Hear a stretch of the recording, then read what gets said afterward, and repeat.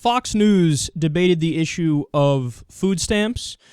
They're going to gloss over or outright deny multiple facts here, so let's listen and then we'll break it down. The majority of people on food stamps today, 86%, are in single-headed households trying to raise children. 48% of American children today are born into families with a single, never married mom. This is a problem. Their life is hard. So, Richard, that is such a smart point, Star. Thank you. Richard, you just heard what Star said, and that's not an opinion. Those are facts.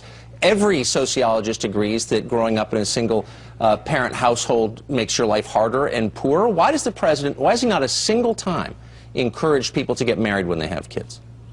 Well, listen, I don't think this is about marriage or traditional family, Tucker. I'm from a single-family household, and I've managed to be very successful. I think what this is about is finding a way to help people pull themselves up by their bootstraps. And that means you have to have a policy that allows for them to get a chance to go out there and get work that can allow them to make ends meet. No, it's impossible you just when you allow them to... which is, why wouldn't, since we know that marriage makes people less likely to be poor and go to jail, why wouldn't President Obama encourage people to get married? Simple question.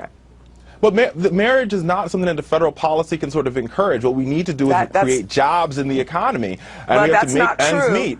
No, wait a second, Star. When you're talking about $900 billion in means-tested welfare programs, and we know that the reason we have to enhance these programs is because marriage life has collapsed. People are having children in record numbers now outside of the traditional marriage. So of course their lives are harder. One is very difficult. We fix the problem by raising the minimum wage. We fix the problem by investing in the American people. Majority of the people minimum wage and you create wait a second, Star. Let me just jump in here. Hold on, Richard.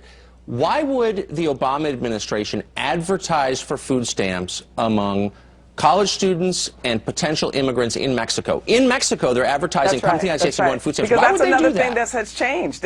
What has changed is now immigrants are availed to the system. Keep in mind that the food stamp program is in the Farm Bill, and every time that is attempted to be changed, there are people in our society, mostly the liberals, who won't let us have the conversation that is at root of the problem, and that is that traditional family life has collapsed. Star, you're missing the point here. Most of the people who are on food stamps are working Americans. They're the working poor. They have a job at Walmart. They have a job at McDonald's, and they still can't make ends meet. You're missing an important component. If you're single and working, your home making this about traditional family. It should be about raising wages, and you know it. There's a lot more to talk about, but we are out of time. That was like a debate from inside the Twilight Zone.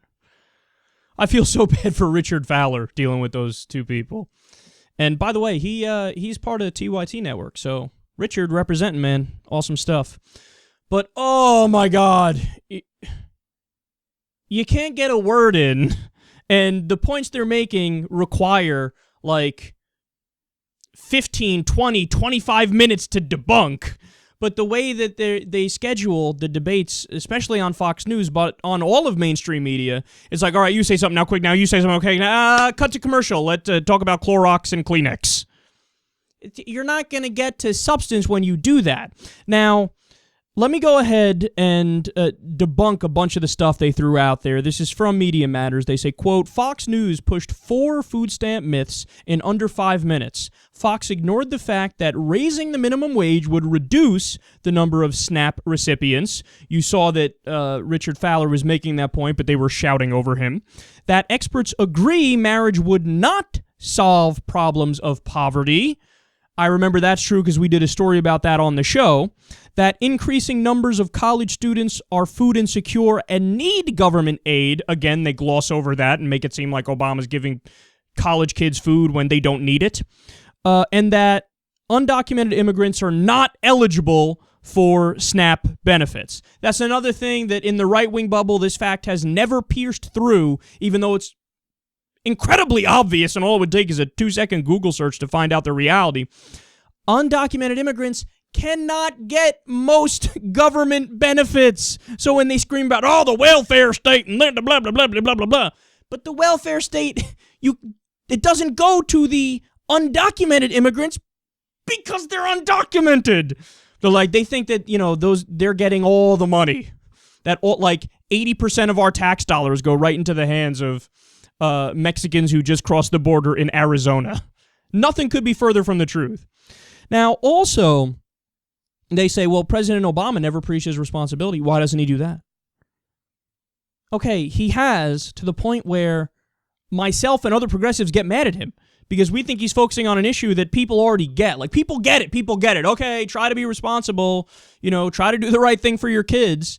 It's not like people sit there and listen to Obama and they're like, oh, do the right thing for my kids. Gotcha, now I'll try that. No, it's patronizing and it's condescending, and I wish Obama didn't do it, but he's given many speeches about being responsible. He's lectured black dads about staying around and all that stuff, so Tucker Carlson's just ignoring the facts there. And then finally, look at how non-substantive they are. I mean, they're saying marriage is the solution. Well, again, the studies have shown, and the sociologists say the opposite of what Tucker Carlson is saying. You know, you wouldn't solve poverty if everybody just got married and stayed married. But so what do you want? Do you want a government policy to force people to stay married? Because you keep talking about marriage. I don't know. Is that what you're in favor of? Because you're not going to get it by wishful thinking and telling people, please stay married. Because what the fuck are they going to do? People who are in a heated argument and they don't like each other anymore. But hey, guys, Tucker Carlson on Fox News said we should stay together, so me and my wife are staying together. That's ridiculous. That's incredibly naive. That has no effect whatsoever. And if the government forces them to stay together, then that's the biggest government imaginable, and I thought you guys like small government.